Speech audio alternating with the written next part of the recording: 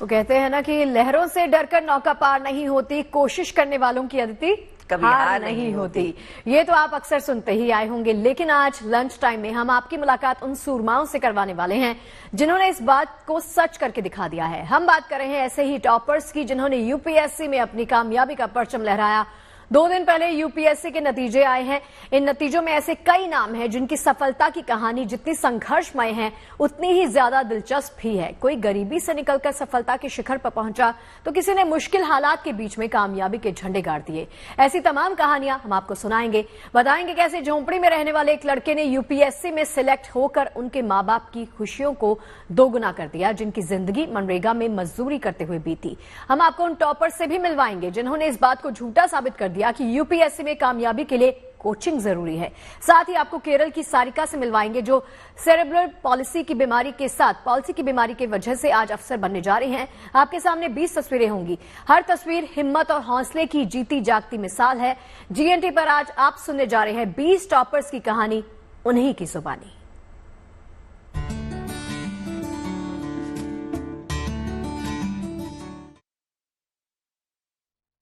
मैंने रिजल्ट देखा तो शुरू में तो थोड़ा समय लगा उसको सिंक इन करने में, और उसके बाद मैं काफी खुश था, यही मैं कह सकता हूँ।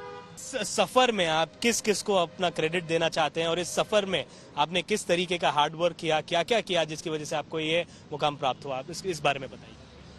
जी, सबसे बड़ा श्रेय तो मेरे पेरेंट्स को जाता है, और उसके बाद फिर मेरे जितने मेंटर्स रहे हैं, टीचर्स, सीनियर्स और इवन जो रिलेटिव्स ने मेरे को खासा मदद की, मेन क्रेडिट उनको जाता है। और उसके अलावा जो मेरा जो पर्सनल था वो तो यही था कि अपनी तरफ से कंसिस्टेंसी, हार्डवर्क, ये सारी चीजें मेंटेन रखें। तो यही मैं कहना चाहूंगा इस विषय में। समाज सेवा आप करने के इस मोड पर आप पहुंचे हैं और सबसे उत्तम जो है पहली पोजीशन पर आप हैं, तो क्या कहेंगे, यहाँ से आपका गोल क्या होगा, किस तरीके से आप समाज सेवा करेंगे? जी, मैं कहूँगा कि ये अपार्ट फ्रॉम बीइंग सेवा, ये ड्यूटी भी है हमारी कि मेरा पहला एम ये होगा कि जो सरकार की स्कीम्स हैं उनको ढंग से इंप्लीमेंट किया जाए to the best of my ability. उसके बाद यदि मौका मिलता है पब्लिक पॉलिसी फॉर्मुलेशन में, तो मैं डेफिनेटली काम करना चाहूंगा बच्चों के वेलफेयर के लिए और हेल्थ एंड एजुकेशन के लिए। बहुत सारे एस्पिरेंट्स होते हैं, लाखों की तादाद में इस तरीके के इस मुकाम पर पहुंचने के लिए दिन रात मेहनत करते हैं, उनको क्या कहना चाहेंगे इस सफर पर पहुंचने के लिए? ये पहली बार आप नहीं पहुंचे यहाँ पर, पहले भी आपने क्रैक किया है, तो आपके पास तो बहुत ज्यादा एक्सपीरियंस होगा, कैसे बांटना चाहेंगे, क्या कहना चाहेंगे? जी, मेरा मेन यही होगा कि हार्डवर्क के साथ साथ स्मार्ट वर्क पे भी फोकस करें। पिछले साल के पेपर्स जो हैं वो आपकी बाइबल हैं, उनको आप ढंग से एनालाइज करें, उनके पैटर्न्स आइडेंटिफाई करें और उसके साथ साथ अपनी गलतियों को सुधारने की तरफ फोकस करें कि जो आपने गलतियां की हैं उनको ना दोहराएं। इस तरह से आई थिंक कि मेरा भी बेड़ा पार लगा है और सब कोई लगा सकता है।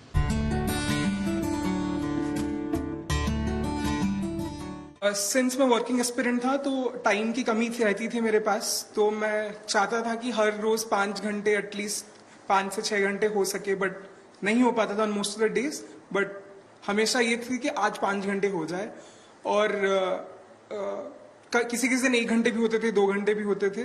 और दिनचर्या यही थी कि किसी भी टाइम कुछ भी फ्री मिल जाए तो थोड़ा पढ़ लूँ, कि कैब में ट्रैवल कर रहा हूँ, चल रहा हूँ ऑफिस को, तब भी 5 मिनट का कोई ऑडियो नोटबुक पढ़ लूँ, तो छोटे छोटे टाइम में पढ़ने की कोशिश करता था। एक्चुअली अनिमेश एक परफेक्ट एग्जाम्पल है उन बहुत सारे वर्किंग यूथ के लिए जो सोचते हैं कि यूपीएससी क्लियर करना है, आईएएस बनना है, लेकिन जॉब के चलते कर नहीं पाते। थोड़े बहुत टिप्स, कोई 2-4, खासकर उन लोगों के लिए जो कि वर्किंग भी हैं और प्लस उन लोगों के लिए भी जो सफल नहीं हो पाए। एक तो working aspirants, I am also thankful मेरे आईओएससीएल एज ए कंपनी को, जिसका वर्किंग कंडीशन, एटमोसफियर बहुत ही ज्यादा अच्छा है। मेरे मैनेजर बहुत सपोर्टिव रहे हैं, तो इसीलिए उस तरफ से मुझे बहुत सपोर्ट मिला था। पर ये मेरी वर्किंग एक्सपीरियंस है, यही रहेगी कि थोड़े स्ट्रैटेजिकली आपको देखना पड़ेगा। जैसे for example very practical simple solutions, कि आपको घर आप पास लीजिए ऑफिस से ताकि ट्रैफिक में ना पहुंचे। सैटरडे संडेज को बेहतर तरीके से फॉलो कीजिए। मेजर चंक ऑफ वर्क आप ऑफिस जाने से पहले पढ़ लीजिए, ऑफिस के बाद ताकत नहीं रहती है तो उसमें बहुत कम टाइम दीजिए। तो ऐसे आपको स्ट्रैटेजी यूज करके करना पड़ेगा, बिकॉज कोई आपको फोर्स नहीं करे इस एग्जाम को देने के लिए। आपने खुद डिसीजन लिया है, आप जॉब के साथ करना चाहते हैं, तो you'll have to do it. There's कोई ऑप्शन नहीं है।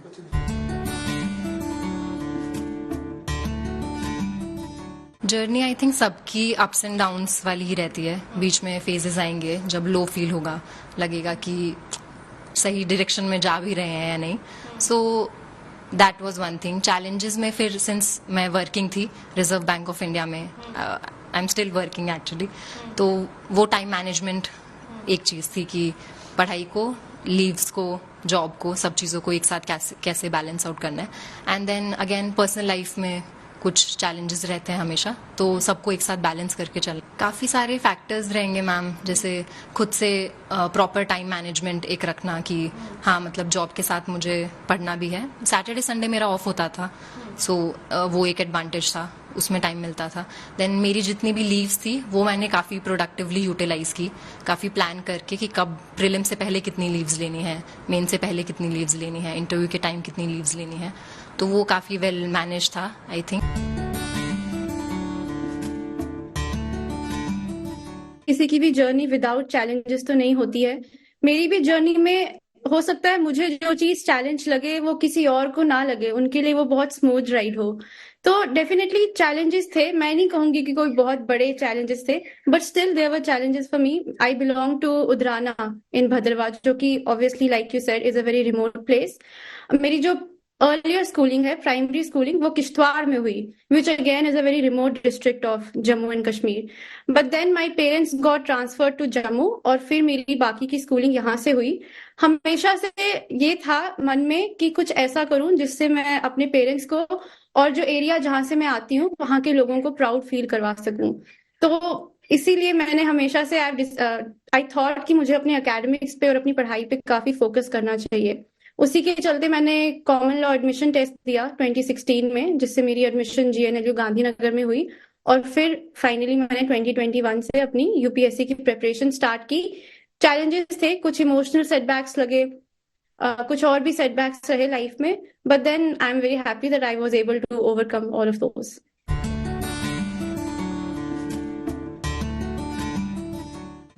लोगों का अगर कोई इंटरेस्ट है तो वो कर सकते हैं, और वो करना भी चाहिए, क्योंकि आप हमेशा पढ़ नहीं सकते. आप दिन में 6 घंटे पढ़ोगे, उसके बाद आपको फटीग होने लगेगा कि नहीं अब दिमाग काम नहीं कर रहा, तो आप उसमें अब जो आपको काम पसंद है वो करिए. आप थोड़ा रिचार्ज हो जाएंगे, फिर से पढ़ लीजिए. तो मेरे केस में होता था, मैं जनरली टीवी देख लेता था, या फिर घर में पेरेंट्स से बात कर लेता था, कुछ डिस्कशन कर लिया ऐसे अदर देन दी स्टडीज़, कोई भी कॉमन जो चल रहा है बाहर. तो कुछ भी माइंड हल्का करने के लिए जो आपके लिए ज़रूरी है. फिर मैं पार्क में घूमने जाता हूँ, मैं अभी भी जाता हूँ शाम को, वो मेरा फिक्स है कि वो जाने से मेरे को लोग दिखते हैं वहाँ पे, तो अच्छा लगता है. जॉब के साथ पढ़ाई करने में मेरे सीनियर्स ने मेरी हेल्प की, मेरे बैचमेट्स ने मेरी हेल्प की, और उन सभी ने कोशिश की कि मैं पढ़ाई भी कर सकूं और जहां मैं काम कर रही हूं वो भी अच्छे से हो पाए. तो सभी का इसमें सहयोग रहा कि मैं ये कर पाई. मेहनत लगी, वो उसमें मना मैं नहीं कर पाऊंगी, लेकिन बिल्कुल बाकी सबका बहुत सहयोग रहा, जिसकी वजह से आज मैं यहाँ पहुंची हूँ.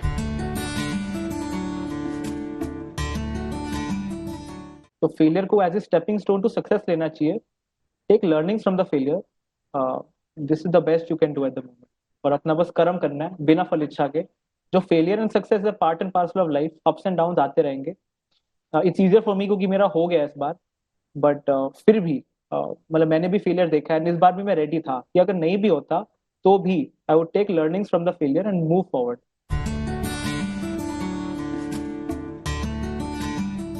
सर एग्जाम को एनालाइज किया सबसे पहले तो पिछले वर्षों के पेपर्स देखे, समझा किस प्रकार के क्वेश्चन आते हैं, उस तरह से फिर पढ़ने की कोशिश की. अपनी गलतियों से भी सीखा. ये मेरा 3rd अटेम्प्ट था. दोस्तों से डिस्कस करता था. जी सर, मैंने कोचिंग ली थी. मैंने जब कॉलेज में 3rd ईयर में था तब मैंने शुरू की थी पढ़ाई. सर मेरे ख्याल से कुछ लोगों की मजबूरियां भी होती हैं, परंतु अगर दिख रहा है कैसे इम्प्रूव करा जा सकता है, अगर अपनी गलती समझ आ रही है तो मेरे ख्याल से कोशिश करनी चाहिए. अच्छा मौका मिलता है. कई लोग 5वीं या 6ठी बार में भी बहुत अच्छे से क्लियर कर लेते हैं. सर बहुत सारे लोगों का रहा है. बहुत ही फॉर्चुनेट रहा हूँ इसमें. मेरी फैमिली का, मेरे दोस्तों का भी, कॉलेज के सीनियर्स ने भी बहुत हेल्प की है, बहुत टीचर्स ने भी बहुत सेल्फलेसली हेल्प किया है. तो बहुत खुशी की बात है सर.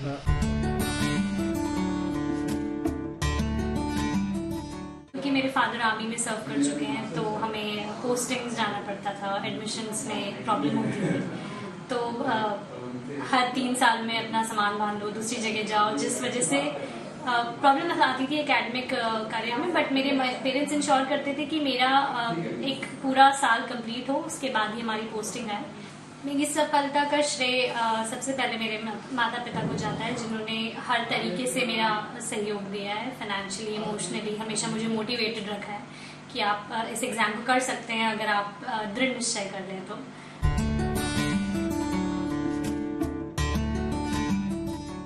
कि पहला तो पढ़ाई रिलेटेड होता है कि ऑल्दो सम सेम सोर्सेस प्रेफर करते हैं, बट आई थिंक इस जर्नी में कंसिस्टेंसी और डिसिप्लिन बहुत ज्यादा जरूरी है। नोबडी एक्सपेक्ट्स कि आप रोज 12 घंटे पढ़ें या 18 घंटे पढ़ें। If you are studying for 8 effective hours, that is enough for clearing the exam, but you should do it on a daily basis. तो वो एक consistency, discipline is I think what sets people who clear the exam apart.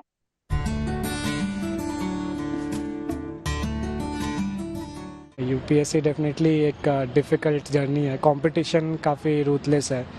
Even result आने से पहले तो मुझे भी नहीं पता था कि क्या होने वाला है, तो डेफिनेटली बहुत लोगों का रह जाता है, डिफ़िकल्ट जर्नी है। बट अगर मन है, करना चाहते हैं, तो आई वुड से कि चीज़ें काम करती हैं हमारे फेवर में, तो हमें एफर्ट मारते रहना चाहिए। कभी ना कभी तो हमारा लक फेवर करेगा, हमारी मेहनत और हमारा लक अलाइन होकर हमें कुछ रिज़ल्ट मिलेगा।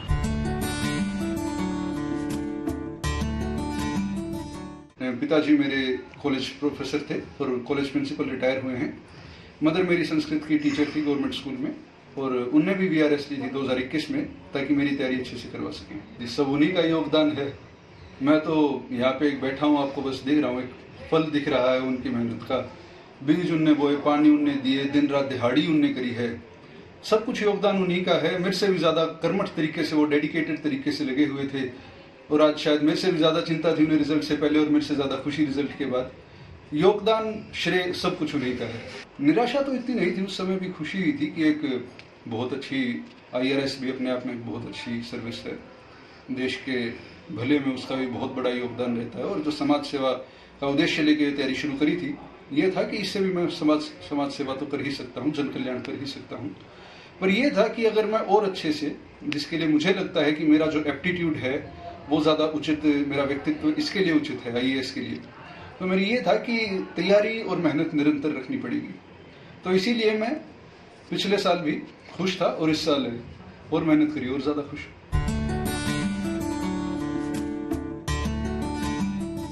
पहले मैंने 5 अटेम्प्ट दिए थे, और जैसे कि कहते हैं कि यूपीएससी स्प्रिंट नहीं है, मैराथन है, और लंबी मैराथन है, तो मेरे लिए सीरियसली ये एक बहुत लंबी मैराथन थी, क्योंकि इसके पहले 5 अटेम्प्ट में मेरा प्रीलिम्स नहीं हुआ था।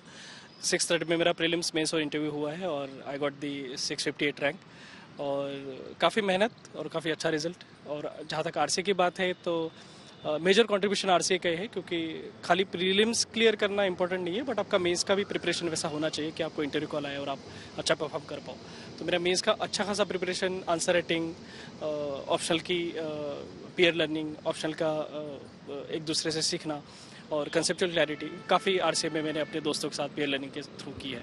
1-2 बार ट्राई किया, मम्मी ने कॉल नहीं उठाया, 3-4 बार हो गया। उसके बाद मैंने अपने नेबर को कॉल किया और उन्होंने कहा कि मम्मी को बोलिए कि मैं कॉल कर रहा हूँ। तो फिर हमारी वीडियो कॉल पे बात हुई। पहली बार मैंने न्यूज़ अपनी मम्मी को ही बताई, उसके बाद फिर वीडियो कॉल पे दीदी भाई सब जुड़ते गए, और फिर सबके साथ न्यूज़ शेयर। रिएक्शन कैसा था? एक माँ तो मतलब बच्चे के साथ साथ माँ भी सपना देखती है, तो उनका रिएक्शन क्या था उस समय का? जहाँ तक यूपीएससी की बात है, नॉट जस्ट माँ बट पूरी फैमिली ही इसमें इन्वॉल्व होती है। मम्मी बहुत खुश थी, बहुत ज़्यादा खुश थी, और बहन का वो था कि उसे समझ नहीं आ रहा था हंसा जाए या रोया जाए, तो थोड़ा मिक्स्ड फीलिंग भी था, बट फॉर्चुनेटली हुआ तो सब लोग अंत में खुशी थे, बहुत खुश थे। मेरा घर जाना ही अपने आप में सेलिब्रेशन है, और फैमिली के साथ क्वालिटी टाइम स्पेंड करेंगे, मिठाइयाँ बांटेंगे।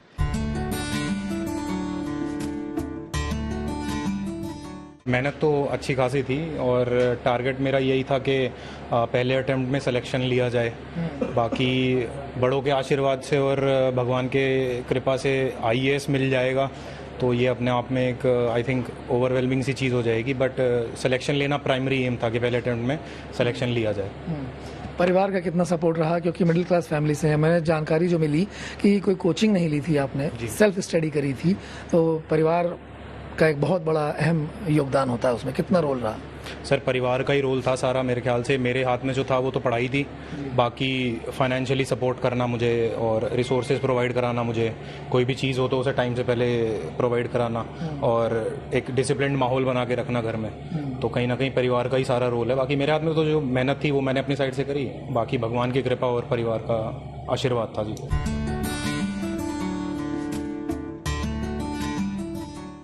सबसे पहले मैं जो मेरे वेल विशर्स हैं मैं उनको धन्यवाद करना चाहता हूं। और सर मेरा उन सभी लोगों से कहना है जो कि फाइनेंशियल क्रंच की वजह से तैयारी नहीं कर पा रहे हैं या जो गिव अप करने की सोच रहे हैं, उनसे मेरा एक ही कहना है कि ये एग्जाम लॉन्ग प्रोसेस है और इसमें कई बार ऐसा होता है कि कोचिंग की ज़रूरत पड़ती है, लेकिन जो आपके फाइनेंशियल इशूज हैं वो आपके कॉन्स्टेंट नहीं बनने चाहिए। आप इसके लिए कई तरह से चीज़ें कर सकते हैं। जैसे एकदम ये नेसेसरी नहीं है कि आप कोचिंग करेंगे तभी आपका सिलेक्शन होगा। तो ये जो चीज़ है ना, ये मिथ है कि कोचिंग करेंगे तभी सिलेक्शन होगा। सेल्फ स्टडी बहुत बड़ा एरिया है और सेल्फ स्टडी पर रिलाई करना होगा। जो कोचिंग करते हैं उनका भी यही रहता है कि 30% उनकी कोचिंग है, बाकी 70% उनको अपनी जो सेल्फ स्टडी है उस पर रिलाई करना रहता है। और दूसरा चीज़, आप जैसे पार्ट टाइम जॉब भी कर सकते हैं। मेरे केस में तो ऐसी नौबत नहीं आई कि मैंने पार्ट टाइम जॉब मुझे करनी पड़ी हो। इसके लिए मैं मतलब थैंक्स करना चाहूँगा अपने माता पिता को, जिन्होंने काफ़ी फाइनेंशियल कॉन्स्टेंट्स होने के बाद भी, मेरी बहनों ने, मेरे मम्मी पापा ने काफ़ी स्ट्रगल किया मेरी ये पढ़ाई सस्टेन करने के लिए। और पर्टिकुलरली इस केस में कि मेरा 2 अटेम्प्ट में नहीं हुआ था, ये मेरा 3rd अटेम्प्ट है। इसके बाद भी मुझे दिल्ली जैसे शहर में स्टे कराना और कॉन्स्टेंटली मुझे सपोर्ट करना, ये अपने आप में बड़ी बात थी।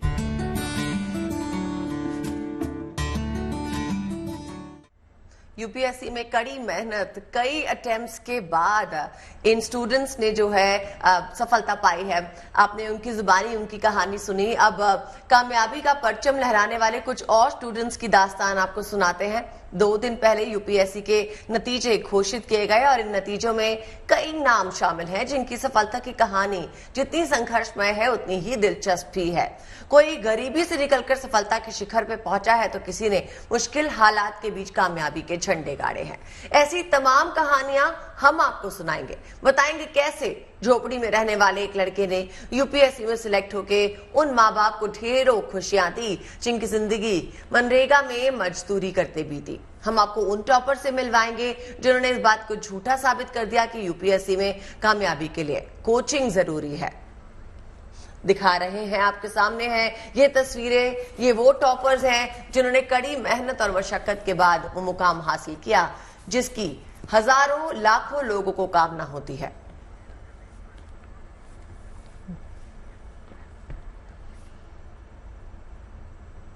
देखिए, कुछ दिलचस्प कहानियां तो आपने सुन ली। एक बार फिर से यूपीएससी के ही टॉपर्स की ऐसी और कहानी आपको सुनाती हैं जो आपको प्रेरित जरूर करेंगी।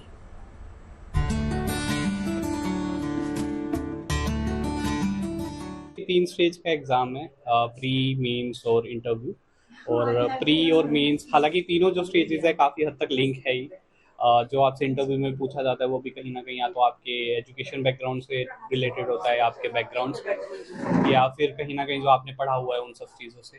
तो तैयारी उसी हिसाब से होती थी कि ऑफकोर्स अगर आप जैसे ये टाइम चल रहा है, प्री आने वाला है, तो मोस्टली आपका फोकस प्री की तरफ ज़्यादा शिफ्ट हो जाता है। इससे पहले आप प्री और मेंस दोनों की तैयारी करते हैं। जैसे ही आपका प्री हो जाता है तो आप मेंस पे फोकस शिफ्ट हो जाता है। हर स्टेज की तैयारी में थोड़ा फर्क है क्योंकि प्री ऑब्जेक्टिव एग्जाम है, तो वहाँ पे आपका मेन फोकस होता है कि आप जितना कंटेंट कवर कर सकते हैं उसको बार बार रिवाइज करके प्रैक्टिस करें। और मेंस के अंदर क्योंकि सब्जेक्टिव है तो आंसर राइटिंग का मेन इंपॉर्टेंट हो जाता है। So basically, I came to know about UPSC because of my father. Because in Dhubri there is a very famous place in that Dhubri Park where there are bungalows of SP and IS DC. So whenever we used to go for a stroll, my father used to say that you will have to give UPSC, and he passed away 13 years back. Definitely, if he would have been present right now, he would have been the happiest.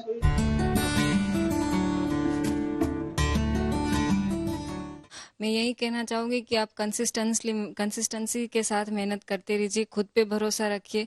Process थोड़ी difficult है, hectic भी है, physically, mentally, सभी तरीके से, लेकिन खुद पर भरोसा रखें। फ्रीक्वेंटली रियलिटी चेक करते रहे, अपने कितना क्वालिटी के साथ हमने काम किया है उस पर फोकस करें, कितने घंटे नहीं लेकिन कितना क्वालिटी टाइम आपने स्टडी टेबल पे बिताया है उस पर फोकस किए तो सफलता मिलेगी। अच्छा, खास करके लोग जब सफल होते हैं तो परिवार की बात करते हैं। आपके परिवार के बारे में बताइए, आपके पिता क्या करते हैं, माता क्या करती हैं? माता हालांकि मौजूद है हमारे साथ। किस प्रकार से परिवार का भी सहयोग आपको प्राप्त हुआ? कब से तैयारी कर रही थी यूपीएससी की आप? मैंने ग्रेजुएशन के साथ ही प्रिपरेशन चालू कर दी थी यूपीएससी की। और अगर हम परिवार की बात करें तो मैं गिर सोमनाथ डिस्ट्रिक्ट की निवासी हूँ और खाली स्टडी पर्पस के लिए ही हम अहमदाबाद शिफ्ट हुए। मेरे पिताजी किसान हैं और एक सामान्य बैकग्राउंड में से हम आते हैं। मेरे पूरे परिवार में किसी ने भी कभी भी यूपीएससी का फॉर्म भी नहीं भरा था और उनका सेक्रीफाइस तो बहुत ज़्यादा रहा है। प्रीलिम्स, मेंस, इंटरव्यू तीनों स्टेज पर मेरे पापा का सपोर्ट मेरे साथ ही रहा है और स्पेशली पापा का, क्योंकि वो ही मेरे लिए मोटिवेशन फैक्टर रहे अभी तक।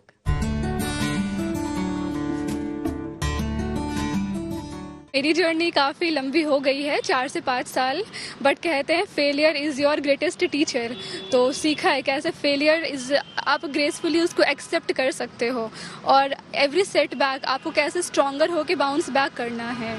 तो मेरी जर्नी में आरसीए ने काफ़ी इंपॉर्टेंट रोल प्ले किया है, वो प्रीलिम्स हो या मेंस हो या इंटरव्यू हो। तो यहाँ से मुझे काफ़ी कुछ सीखने को मिला है। लाइब्रेरी फैसिलिटीज़ काफ़ी अच्छी होती हैं और जो ग्रुप डिस्कशन होता है उससे काफ़ी हेल्प हो जाती है।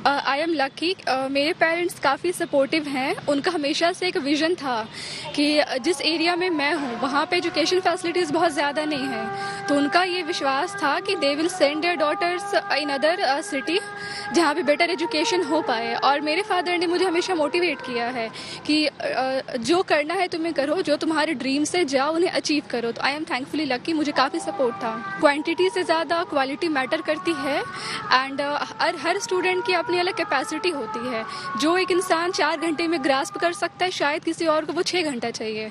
तो स्टूडेंट अपनी कैपेसिटी और अपनी जो सीटिंग कैपेसिटी होती है उसके अकॉर्डिंग वो कर सकते हैं एंड इनपुट से ज़्यादा आउटपुट मैटर करता है। तो ये मैं कहना चाहूँगी। Everyone have their own comfort zone. I also have my family's my comfort zone and this home. But I thought that I'm not a person to be to stay within that comfort. I want to break that and to come forward. So I choose civil service as my path and career. Ramnavami के मौके पर जब रामलला का सूर्याभिषेक हुआ तो ये अद्भुत पल हर राम भक्त के लिए यादगार बन गया। इस सूर्याभिषेक के बाद देश के उन मंदिरों की चर्चा भी होने लगी जहां सूर्य की किरणें सीधे मंदिर के गर्भगृह को रोशन करती हैं। भगवान सूर्य को समर्पित देश के ऐसे ही 3 मंदिरों पर देखिए हमारी एक खास रिपोर्ट।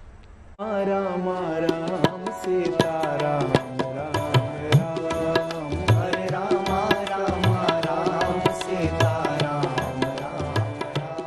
रामनवमी पर जब सूर्य की किरणों ने रामलला के मस्तक पर अभिषेक किया तो ये अद्भुत पल हर राम भक्त के मन की गहराइयों में बस गया।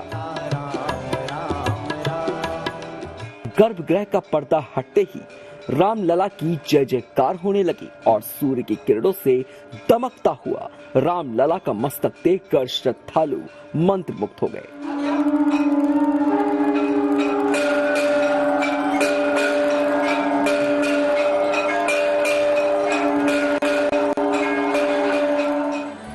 अयोध्या के राम मंदिर के साथ देश में कई और ऐसे मंदिर हैं जहां सूर्य की किरणें मंदिर के गर्भगृह को रोशन करती हैं। गुजरात के मुडेरा का सूर्य मंदिर भी ऐसे ही मंदिरों में शुमार है। मंदिर का निर्माण कुछ इस अंदाज में किया गया है कि सूर्य उदय के समय सूर्य की पहली किरण मंदिर के गर्भगृह तक पहुंचती है।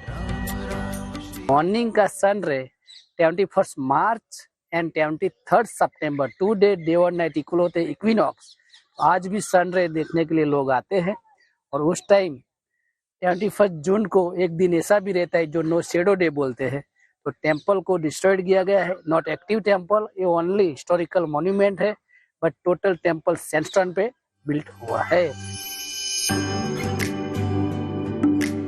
इस मंदिर का निर्माण 1026 ईस्वी में सोलंकी वंश के राजा भीमदेव ने करवाया था। सोलंकी राजा सूर्यवंशी थे और सूर्य को कुल देवता के रूप में पूजते थे। इसी वजह से उन्होंने अपने आराध्य देव की उपासना के लिए इस अद्भुत मंदिर का निर्माण करवाया।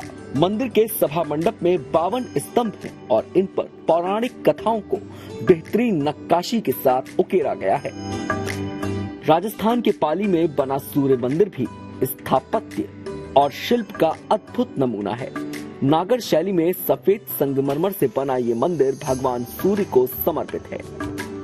मंदिर की बनावट ऐसी है कि यहाँ सूर्योदय से लेकर सूर्य अस्त तक सूर्य की किरणें मंदिर को रोशन करती हैं। सूर्य उदय होता है, उसकी पहली किरण मंदिर के अंदर प्रवेश करती है। सूर्य उदय से लेकर सूर्य अस्त तक इस मंदिर में सूर्य भगवान की जो प्रकाश है वो पूरे दिन मंदिर के अंदर रहती है और इसमें विद्युत या लाइट की अभी कोई व्यवस्था जरूरत नहीं होती है। इसलिए इस मंदिर को पहली किरण मंदिर में प्रवेश करती है और सूर्य अस्त तक उस मंदिर की सूर्य की किरण मंदिर के अंदर रहेगी। महाराष्ट्र के कोल्हापुर का श्री महालक्ष्मी मंदिर किरणोत्सव के लिए विख्यात है। जिस दिन सूर्योदय के समय सूर्य की पहली किरण महालक्ष्मी की मूर्ति पर पड़ती है, उसी दिन किरणोत्सव मनाया जाता है। मंदिर की अद्भुत वास्तुकला का अंदाजा इस बात से लगाया जा सकता है कि नवंबर, जनवरी और फरवरी में तय तारीखों पर ही ये असाधारण घटना घटित होती है। 9, 10, 11 नवंबर, 31 जनवरी और 1-2 फरवरी में दक्षिणायन और उत्तरायण में साल में 2 बार यह किरणोत्सव संपन्न होता है। किरणोत्सव यानी अस्तमान होते हुए सूरज की सुनहली किरणें पहले दिन माता जी के चरण को, दूसरे दिन वक्षस्थल को और तीसरे दिन मुखमंडल को स्पर्श करती है। इसके पीछे 2 कथाएं बताई जाती है। लक्ष्मी विजय नाम के ग्रंथ के अनुसार जब माता जी ने कोलासुर का संहार किया तो उसका शरीर का जो आत्मा का तेज था वो 12 सूर्यों का स्वरूप लेके माता जी के अनुक्रम में चरण, वक्षस्थल और मुखमंडल का दर्शन कर आखिर में उनके चरण में विलीन हुआ। और दूसरी कथा के अनुसार भगवान वेंकटेश, जिनकी पत्नी लक्ष्मी जो करवीर निवासिनी माता महालक्ष्मी या अंबाबाई की कन्या मानी जाती है, वो रूट कर वैकुंठ से यहाँ पे आई थी। तो उनको ढूंढते हुए भगवान वेंकटेश ने 10 साल तक यहाँ पे तपश्चर्या की थी। तो जब माता जी ने उन्हें आदेश दे दिया कि आप दक्षिण में जाके सुवर्णमुखी नदी के तीर पे नया एक आलय बनाओ, तो उसके अनुसार भगवान शेषाचल पर्वत पे निवास करने लगे। तो उसी समय जब भगवान वेंकटेश का विवाह पद्मावती से तय हुआ तो उनको आमंत्रण करने के लिए, उस विवाह समारोह के लिए आमंत्रण करने के लिए भगवान वेंकटेश ने सूर्य नारायण को इस दक्षिण काशी करवीर में भेज दिया।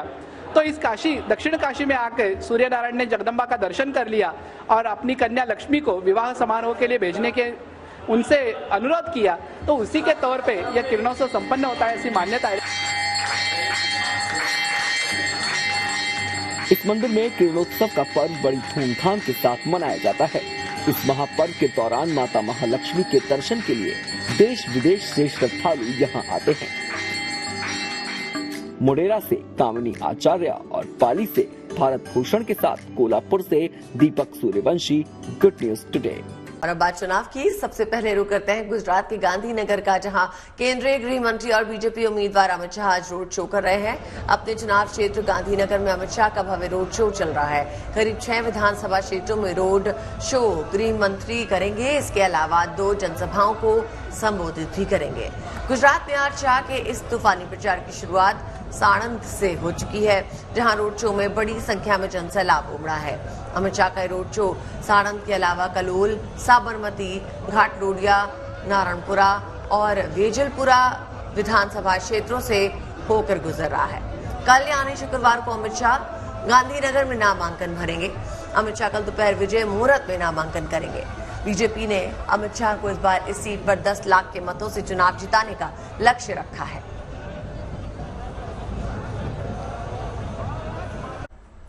हिमाचल के मंडी लोकसभा क्षेत्र से बीजेपी उम्मीदवार कंगना रनौत जीत के लिए जी तोड़ मेहनत कर रहे हैं। चुनाव प्रचार के सिलसिले में कंगना जनता जनार्दन से मिल रही हैं, तो साथ ही साथ देवी देवताओं की भी आराधना कर रही हैं। इसी कड़ी में कंगना भरमौर के 84 मंदिर में दर्शन पूजन करने के लिए पहुंची।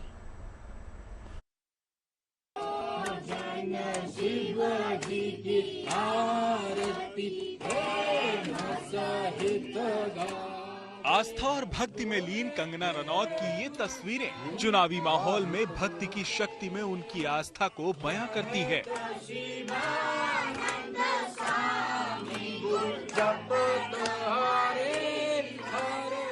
पारंपरिक पोशाक में बाबा भोलेनाथ के दरबार में पहुंची बॉलीवुड की क्वीन का ये अंदाज सभी के लिए जुदा हो सकता है।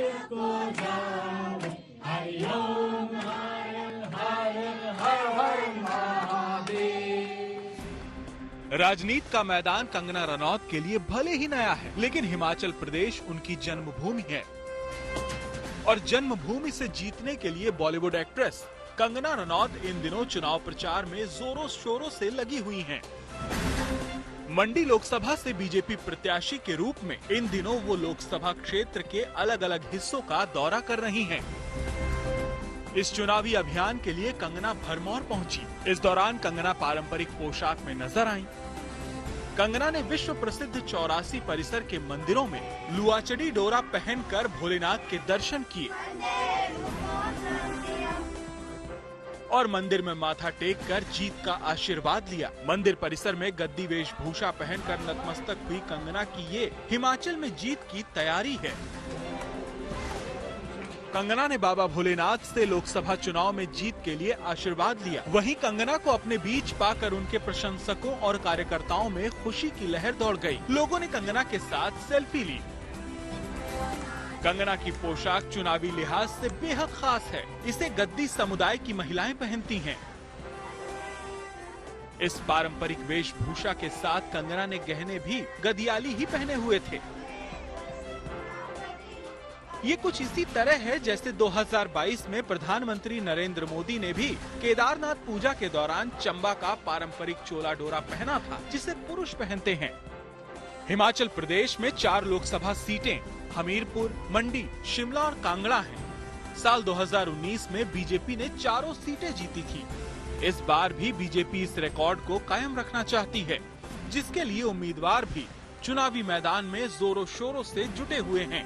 Bureau report, good news today. देश भर से लोकतंत्र के उत्सव की खूबसूरत तस्वीरें सामने आ रही हैं। चुनाव जागरूकता से लेके इस पर्व में शामिल होने के लिए मतदाता बढ़ चढ़कर हिस्सा ले रहे हैं। उत्तर प्रदेश के संभल जिले के अलग अलग थानों में 600 हिस्ट्री शीटर्स ने चुनाव में गड़बड़ी नहीं करने और दूसरे किसी को भी गड़बड़ी नहीं करने देने की कसम खाई। इस दौरान हिस्ट्री शीटर्स ने हाथ उठाकर शपथ ली कि वो आगामी चुनाव में किसी भी हाल में गड़बड़ी नहीं होने देंगे। लोकसभा चुनाव के तीसरे चरण यानी 7 मई को संभल समेत यूपी की 10 लोकसभा सीटों पे मतदान होगा। ऐसे में यूपी पुलिस की इस अनूठी पहल का काफी सराहना की जा रही है। पुलिस का पूरा सहयोग करेंगे। आगामी लोकसभा चुनाव को निष्पक्ष रूप से संपन्न कराएंगे। इस बात की हम शपथ लेते हैं।